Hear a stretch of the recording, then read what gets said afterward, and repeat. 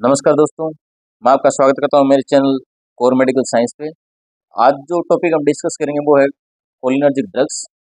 अब cholinergic drugs से पहले हमने डिस्कस किया था पिछली वीडियो में कि कोलिनर्जिक ट्रांसमिशन और उसके रिसेप्टर्स के बारे में, निकोटिनिक और मस्करिनिक रिसेप्टर। अब जो डिस्कस करेंगे वो है कोलिनर्जिक ड्रग्स। अब जो हमारे पास कोलिनर्जिक ड्रग्स है वो हमारे पास दो टाइप्स की है, कोलिनर्जिक एगोनिस्ट और second one is anti cholinesterase. Anti cholinesterase में क्या है, रिवर्सिबल और इरिवर्सिबल। रिवर्सिबल क्या करता है, एसिटाइल कोलिनेस्टेरेज कोलिनेस्टेरेज एंजाइम को इनहिबिट करता है एक पर्टिकुलर टाइम फ्रेम के लिए, और इरिवर्सिबल क्या है, उसको परमानेंटली इनहिबिट कर देता है। फर्स्ट हम बात करेंगे वो है कोलिनर्जिक एगोनिस्ट। अब कोलिनर्जिक एगोनिस्ट हमारे पास दो प्रकार के हैं, first one is asters and second is alkaloids. Asters में बात करेंगे तो फर्स्ट जो थ्री ड्रग्स हमारे पास वो है मस्करिनिक रिसेप्टर पे अपना एक्शन शो करती है। ये है हमारे एसिटाइल कोलिन, मेथाकोलिन एंड बेथानिकोल। लेकिन हमारे पास जो फोर्थ ड्रग है कार्बाकोल, ये कहाँ एक्शन शो करती है, निकोटिनिक और मस्करिनिक दोनों रिसेप्टर्स पर अपना एक्शन परफॉर्म करती है। फिर बात करेंगे हम एल्कलॉइड्स की। एल्कलॉइड्स में हमारे पास जो पिलोकार्पिन ड्रग है वो मोस्ट इंपॉर्टेंट है, जिसे हम आगे अभी पढ़ेंगे। इसमें हमारे ड्रग्स कौन सी है, मस्करिन, पिलोकार्पिन एंड एरिकोलिन। एंटीकोलिनेस्टेरेज ड्रग की बात करें तो हमारे पास रिवर्सिबल जो कुछ समय के लिए में हमारे एसिटाइल कोलिनेस्टेरेज एंजाइम को इनहिबिट करती है, और इरिवर्सिबल जो परमानेंटली इनहिबिट करते हैं। ये कैसे काम करती है मैं आपको पूरी डिटेल में आगे वीडियो में समझाऊंगा। अभी हम इसकी हेडिंग के बारे में जान लेते हैं, मेन मेन जो इसकी क्लासिफिकेशन है, कोलिनर्जिक ड्रग्स की जो मेन क्लासिफिकेशन है। अब रिवर्सिबल में क्या है, हमारे पास carbamates and non carbamates. Carbamates में क्या आते हैं, फाइसोस्टिग्मैन, नायोस्टिग्मैन, पायरिडोस्टिग्मिन, रिवास्टिग्मिन। नॉन कार्बामेट्स में एड्रोफोनियम, टैकरीन, डोनपेजिल, गैलेंटामाइन। ये हमारे पास जो ड्रग है वो है नॉन कार्बामेट्स। अब इरिवर्सिबल में क्या है, ऑर्गेनोफॉस्फेट्स। ऑर्गेनोफॉस्फेट्स हमारे पास दो ड्रग है, डाइफ्लोस, डीएफपी, इकोथायोफेट, और इसमें कार्बामेट्स भी है कुछ पर्टिकुलर, जैसे कि 7। बेन जो है वो है ऑर्गेनोफॉस्फेट्स। तो चलो अब इसके बारे में बात करते हैं। फर्स्ट वन जो कैटेगरी थी हमारे पास कोलिनर्जिक एगोनिस्ट। जो कोलिनर्जिक एगोनिस्ट है इसमें क्या थे, हमारे एस्टर्स और एल्कलॉइड्स। अब एस्टर में मैंने बताया कि एसिटाइल कोलिन, मेथाकोलिन और बेथानिकोल, ये मस्करिनिक रिसेप्टर पर अपना एक्शन परफॉर्म करती है, वहां जाके बाइंड करती है और अपना एक्शन परफॉर्म करती है। एसिटाइल कोलिन क्या है, नॉन सेलेक्टिव एक्शन परफॉर्म करती है, यानी कि मल्टीपल साइट्स है इसकी जहाँ ये अपना एक्शन शो करती है। लेकिन मेथाकोलिन अपना एक्शन जो शो करती है वो कौन सी साइट है, सीबीएस पर, कार्डियोवैस्कुलर सिस्टम। अब बेथानिकोल का एक्शन शो करती है हमारे जीआईटी और ब्लैडर। कार्बाकोल, जीआईटी और ब्लैडर सेम। ध्यान रखना कि ये तीन मस्करिनिक रिसेप्टर पे, कार्बाकोल मस्करिनिक और निकोटिनिक दोनों ही रिसेप्टर पे काम करती है। सेकंड कैटेगरी जो है हमारे पास वो है एल्कलॉइड्स। अब इसमें जो ये क्या करते हैं, एल्कलॉइड्स में हमारे पिलोकार्पिन जो थी मेन ड्रग है, ये आपको जरूर याद होनी चाहिए। अब इसकी एक्शन कैसे परफॉर्म करती है, it has a prominent muscarinic action. Main जो एक्शन वो क्या है, मस्करिनिक एक्शन शो करती है, बट आल्सो स्टिमुलेट गैंग्लिया, जिस गैंग्लिया को भी स्टिमुलेट करती है। अब इसने मस्करिनिक एक्शन शो किया और गैंग्लिया को स्टिमुलेट किया, लेकिन इसका अफेक्ट क्या होगा, अफेक्ट जो है वो है इसका sweating, sweating, salivation, miosis. Salivation आपको पता है, स्वेटिंग आपको पता है, स्वेटिंग पसीना, और सेलाइवेशन भूख, ज़्यादा सलाइवा निकलना। मायोसिस क्या होता है, अब मायोसिस होता है कि जहाँ हमारे प्यूपिल का साइज डिक्रीज हो जाए उसे हम कहते हैं मायोसिस। माइड्रेसिस में क्या होता है, हमारे प्यूपिल का साइज इंक्रीज हो जाता है। ये हमारे पास दो टर्म्स है, मियोसिस एंड माइड्रोसिस, माइड्रेसिस। तो पिलोकार्पिन क्या करता है, मायोसिस कोज करता है।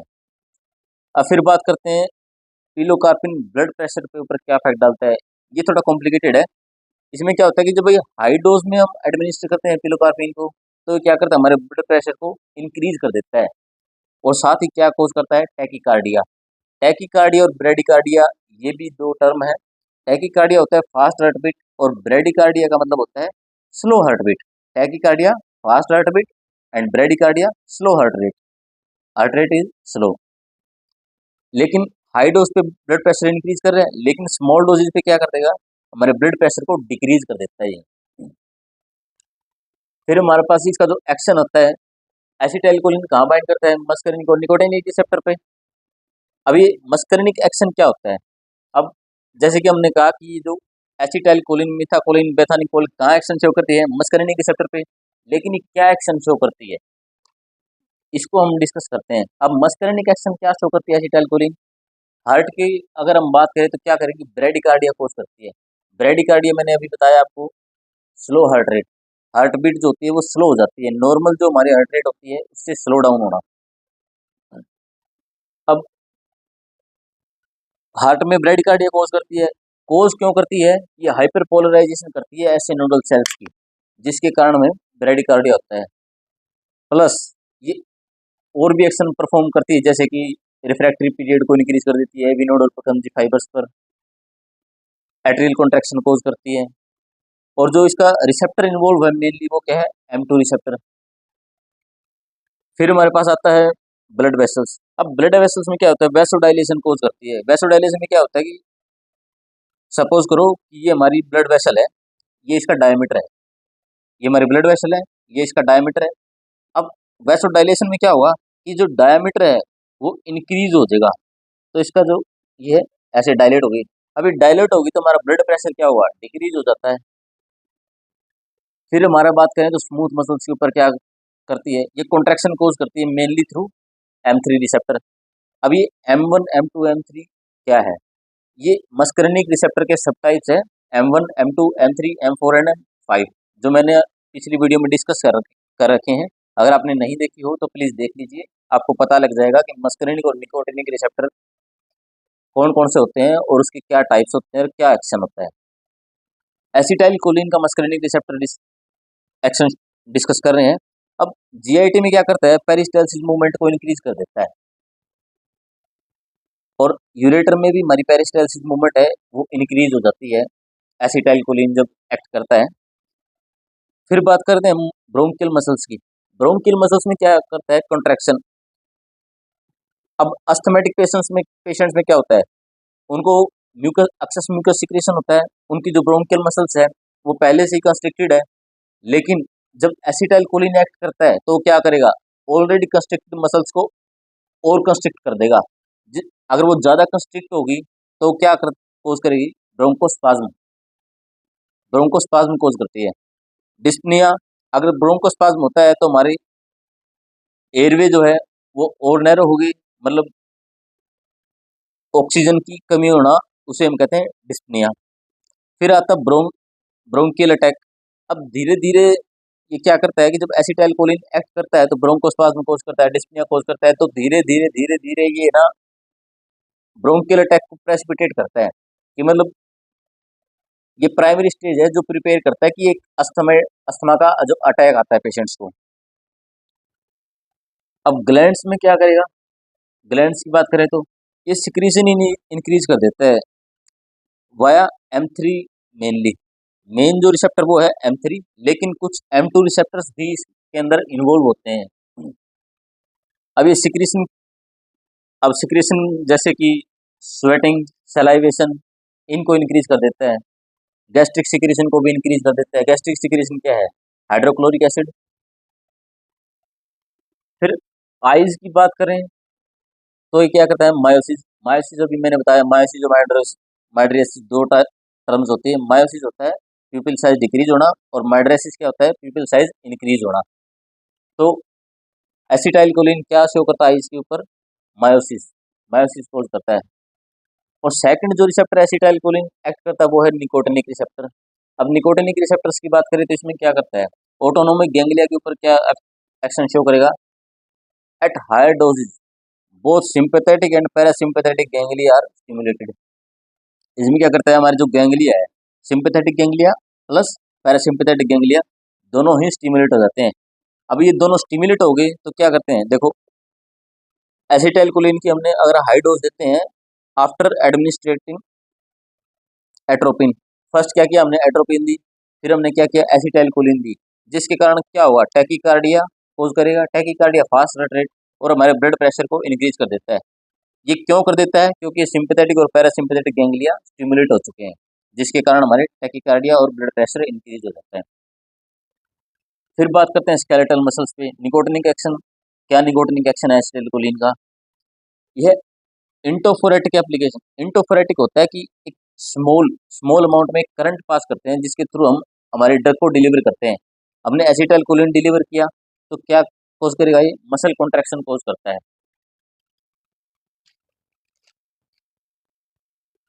फिर बात करेंगे इंट्रा आर्टीरियल इंजेक्शन देंगे तो क्या करता है, ट्विचिंग कोज करता है, प्लस में ब्रीफ स्पॉन्टेनियस, प्लस में फैसिकुलेशन। फैसिकुलेशन क्या होता है कि एक spontaneous contraction affecting small number of muscle fibres. अगर हम इसको आईवी देते हैं तो कोई इफेक्ट शो नहीं करेगा। क्यों नहीं करेगा, क्योंकि एसिटाइलकोलिन का हाइड्रोलिसिस जो होता है वो बहुत ही रैपिड होता है। फिर बात करेंगे हम सीएनएस की। सीएनएस पे क्या एक्शन शो करता है, देखो जो हमारा एसिटाइलकोलिन है, अगर हम इसको आईवी रूट से देते हैं तो ये ब्लड ब्रेन बैरियर क्रॉस नहीं करता, लेकिन अगर हम डायरेक्टली इसको ब्रेन में इंजेक्ट कर दें तो ये क्या कॉज करता है, it produces arousal followed by depression. मैंने क्या कहा, जब हम आईवी रूट से एसिटाइलकोलिन को एडमिनिस्टर करते हैं, ये ब्लड ब्रेन बैरियर क्रॉस नहीं कर सकता, लेकिन अगर हम डायरेक्टली इसे ब्रेन में डिलीवर करते हैं, इंजेक्ट करते हैं, तो क्या कॉज करता है, ये अरोजल फॉलोड बाय डिप्रेशन। अरोजल में क्या करता है, जब हमारा एसिटाइलकोलिन का जो रिलीज है वो थोड़ा सा फास्ट हो जाता है, produces arousal followed by depression. Next category की जो हमारे पास ड्रग है वो है एंटीकोलिनेस्टेरेज। जैसे कि मैंने आपके साथ डिस्कस किया था कि कोलिनर्जिक ड्रग्स में दो ड्रग्स थी, कोलिनर्जिक एगोनिस्ट, फिर आता है एंटीकोलिनेस्टेरेज। एंटीकोलिनेस्टेरेज रिवर्सिबल और इरिवर्सिबल। रिवर्सिबल में मैंने आपको ड्रग बताई थी, फाइसोस्टिगमिन, नियोस्टिगमिन, पैराडोस्टिगमिन, रिवास्टिगमिन। नॉन का एड्रोफोनियम, पैकरिन, डोनपेजिल एंड गैलेंटामाइन। इसमें क्या थी, ऑर्गेनोफॉस्फेट्स। अब एंटीकोलिनेस्टेरेज कैसे काम करता है, एंटीकोलिनेस्टेरेज काम करता है कि एसिटाइलकोलिन एस्टेरेज एंजाइम को इनहिबिट करके। ये क्या है, एंटीकोलिनेस्टेरेज, और ये क्या है, एसिटाइलकोलिन एस्टेरेज। इसको हम कैसे लिखते हैं, एंटी सी एच ई। ये ए सी एच ई जो होता है वो है एसिटाइलकोलिन एस्टेरेज। जैसे कि हमने फर्स्ट वीडियो में डिस्कस किया था कि एसिटाइलकोलिन नहीं ट्रांसमिशन, जो एसिटाइलकोलिन की जो पिछली वीडियो थी ट्रांसमिशन वाली, तो उसमें क्या क्या क्या डिस्कस किया था कि जो एसिटाइलकोलिन है वो किस में ब्रेक डाउन होता है, एसीटेट और कोलिन में, और कोलिन का दोबारा रीअपटेक हो जाता है। ये जो ब्रेक डाउन होता है वो कौन रिस्पॉन्सिबल होता है, एसिटाइलकोलिन एस्टेरेज। एज लग गया तो मतलब एंजाइम है, एसिटाइलकोलिन एस्टेरेज एंजाइम। एंटीकोलिन एस्टेरेज क्या करेगा, इसको इनहिबिट कर देता है, इसके एक्शन को इनहिबिट कर देता है, तो जिसके कारण जो हमारा एसिटाइलकोलिन है वो इसके अंदर ब्रेक डाउन नहीं हुआ। अगर इसका ब्रेक डाउन नहीं हुआ तो क्या हुआ, इसका जो लेवल है बॉडी के अंदर वो इंक्रीज हो जाता है। अब ये दो टाइप्स के हैं, रिवर्सिबल और इरिवर्सिबल। अब रिवर्सिबल में क्या थे, फाइसोस्टिगमिन, पैराडोस्टिगमिन, निवास्टिगमिन, रिवास्टिगमिन। फर्स्ट हम जो डिस्कस करेंगे वो है फाइसोस्टिगमिन। अब फाइसोस्टिगमिन क्या है, it is rapidly absorbed from GIT and parenteral sites. It is highly toxic. जो हमारे फाइसोस्टिगमिन है वो हाईली टॉक्सिक है, जो इसकी डोज है वो एक स्मॉल डोज में देते हैं और बहुत ही ध्यान से देनी पड़ती है। अब यूजेज क्या होते हैं, to treat glaucoma and delayed gastric emptying. It is also use to improve memory of Alzheimer patient. Alzheimer patient के अंदर क्या होता है, मेमोरी लॉस होता है, धीरे धीरे वो क्या कोज करती है, डिमेंशिया कोज करती है। एल्जाइमर पेशेंट्स की जो मेन खासियत वो क्या है, मेमोरी लॉस, धीरे धीरे मेमोरी का लॉस होता रहता है। तो अब ये फाइसोस्टिगमिन क्या करती है, मेमोरी मेमोरी को इम्प्रूव करने में काम आती है, किसमें, एल्जाइमर पेशेंट्स में। फिर बात करते हैं हमारी नेक्स्ट ड्रग की, जो है नियोस्टिगमिन। अब नियोस्टिगमिन क्या करती है, मिस्थेनिया ग्रेविस में काम आती है। मिस्थेनिया ग्रेविस क्या है, एक मसल डिजीज है, मस्कुलर डिसऑर्डर मान लो चाहे। और फिर हमारे पास नेक्स्ट जो ड्रग है वो है रिवास्टिगमाइन। रिवास्टिगमाइन क्या करेगी? It is use to treat mild to moderate dementia. Dementia क्या होता है? मेमोरी लॉस, पागलपन, associated with Alzheimer and Parkinson disease. Rivastigmine क्या करती है? माइल्ड टू मॉडरेट डिमेंशिया को ट्रीट करने में काम आती है। किसके? जो अल्जाइमर और पार्किंसन डिजीज से रिलेटेड है। फिर बात करेंगे हम ऑर्गेनोफॉस्फेट्स के बारे में। अब ऑर्गेनोफॉस्फेट्स कैसे काम करते हैं? They are absorb from all sides. ये हर साइड से एब्जॉर्ब हो जाते हैं, including intact skin and lungs, lungs के थ्रू भी। They are hydrolysed. हाइड्रोलाइज्ड होता है मतलब ब्रेक डाउन होना उसका। ऑर्गेनोफॉस्फेट्स का मतलब ब्रेक डाउन। और ऑक्सीडाइज्ड, ऑक्सीडाइज भी हो जाते हैं ये in the body and little is excreted and unchanged. जो इनका एक्सक्रीशन होता है बहुत ही कम अमाउंट में अनचेंज्ड फॉर्म में इनका एक्सक्रीशन होता है, वरना तो ये सारी की सारी जो भी है उनका हाइड्रोलिसिस या ऑक्सीडाइज हो जाती है, जिसके कारण ये फॉर्म चेंज हो जाती है इनकी।